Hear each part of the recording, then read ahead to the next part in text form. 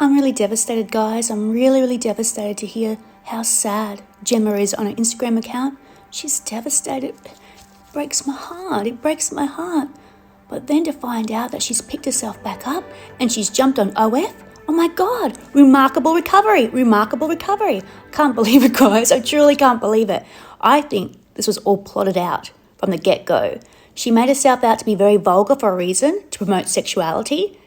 And, she made Matt feel so uncomfortable. But then she does the whole Uno card, the whole switcheroo, you know what I mean? And now she's on OF. So I reckon she's planned this whole thing.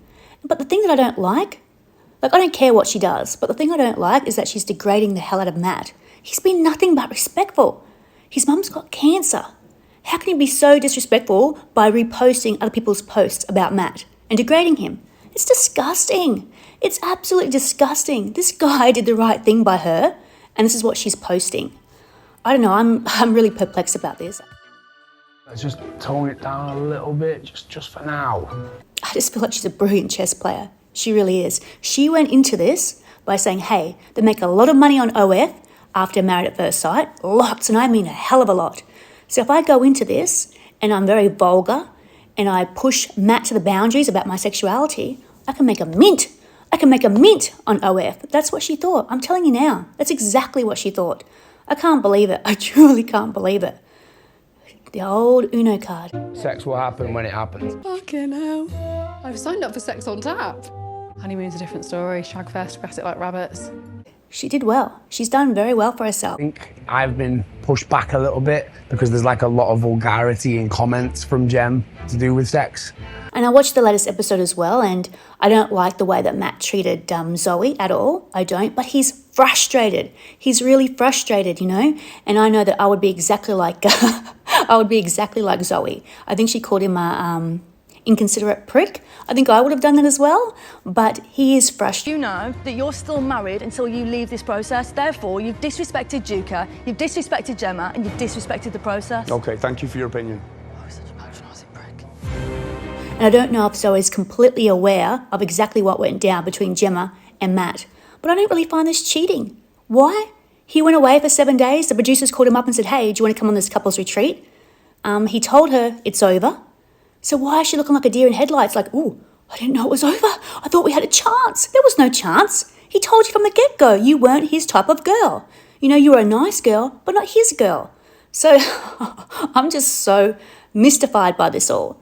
To see her degrading Matt, though, when his mum's got cancer is so disrespectful. It's such a bad taste in my mouth. I can't believe it. I truly can't believe it. If I've got any regrets from last night's episode, which I knew it would come, it was that production asked me not to speak to Gemma until the dinner party, and stupidly, out of frustration, I listened, and that was the first time I'd actually listened to production and did what they'd asked me to do. Bearing in mind, me and Gemma had been broke up for a week prior to this filming. We had called it a day after the commitment ceremony that you watched, and we agreed to be friends. Then it got heated again the next day, and then we just didn't speak since. But to put somebody in a position where they're finding out in front of all those people, in hindsight, it's fucking awful. It is absolutely awful. And that bit there, regardless of whether me and Gemma were getting on, that bit there is my biggest regret of that whole production. So I've not watched any of last night's episode. I don't need to watch it. I was there, I know what I experienced.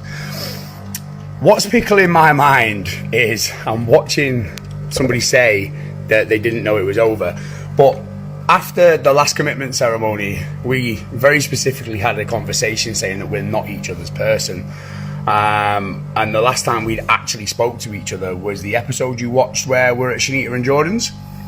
And there was a 6-day period between us speaking again. So when you watch us at the dinner party, that's actually the first time that we have spoken in 6 days.